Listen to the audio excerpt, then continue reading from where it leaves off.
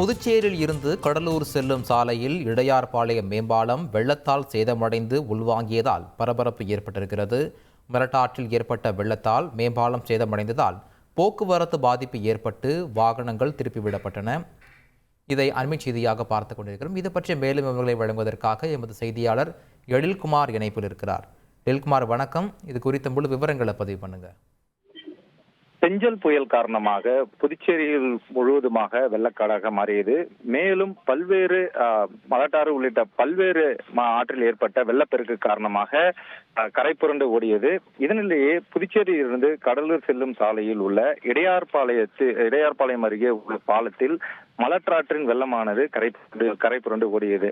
இன்று இந்த வெள்ளமானது வடிந்த நிலையில் புதுச்சேரியிலிருந்து கடலூர் செல்லும் இந்த இடையார்பாளையம் மேம்பாலத்தின் அந்த சிறிய பாலத்தின் நுழைவாயிலில் லேசாக உள்வாங்க தொடங்கியது. இதனைத் தொடர்ந்து இப்பகுதியில் முழுவதுமாக போக்குவரத்து துண்டிக்கப்பட்டு மாற்று வழியில் போக்குவரத்தானது தற்பொழுது அனுப்பப்பட்டு வருகிறது. மேலும் 1.5 அடி அளவிற்கு இந்த மேம்பாலம் நுழைவாயிலானது உள்வாங்கியுள்ளது. இதன் காரணமாக இப்பகுதியில் முற்றிலுமாக போக்குவரத்தானது தடை செய்யப்பட்டு தற்பொழுது மாற்று வழியில் ஏற்பாடு செய்யப்பட்டுள்ளது. தற்பொழுது சம்பவ இடத்திற்கு புதுச்சேரி மாநில முதலமைச்சர் ரங்கசாமி, சபாநாயகர் செல்வம், பொதுப்பணித்துறை அமைச்சர் லட்சுமி நாராயணன், பொதுப்பணித்துறை அதிகாரிகள், தலைமை பொறியாளர் உள்ளிட்ட அதிகாரிகள் ஆய்வு செய்து வருகின்றனர்.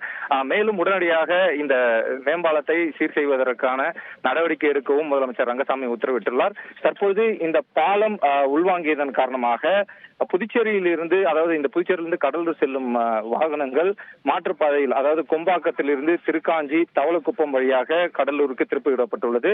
இருந்த போதிலும் இந்த பாலமானது நுழைவாயிலில் லேசாக உள்வாங்கியதன் காரணமாகத்தான் இந்த போக்குவரத்து மாற்றமானது தற்போது செய்யப்பட்டுள்ளது.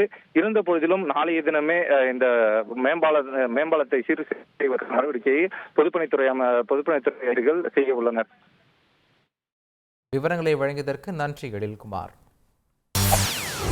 செய்திகளை உடனுக்குடன் தெரிந்து கொள்ள உடனே சப்ஸ்கிரைப் பண்ணுங்க.